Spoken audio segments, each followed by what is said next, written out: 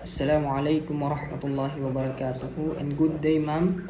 Ang napili ko pong poem ni Dr. Jose Rizal ay yung To the Virgin Mary, no?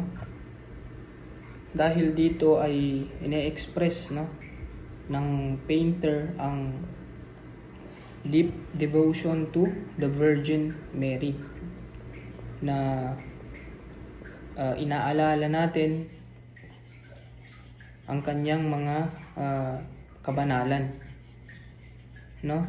And then dito sa poem na to, pinoportray, no, si Virgin Mary as the source of comfort and protection sa ating lahat in times of need, no? Alam ng mga nananampalataya kay Virgin Mary niyan, no? It is characterized by a simple and direct language with a focus on rhyme and rhythm.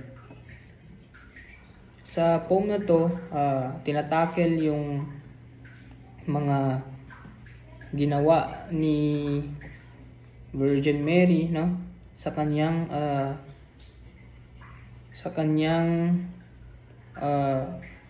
buhay, kanyang naging buhay. Gaya ng isang line dito na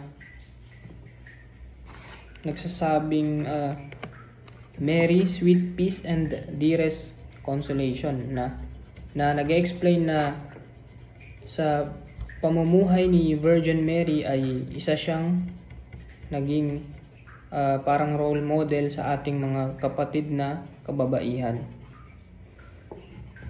So, yun lamang po. Maraming salamat.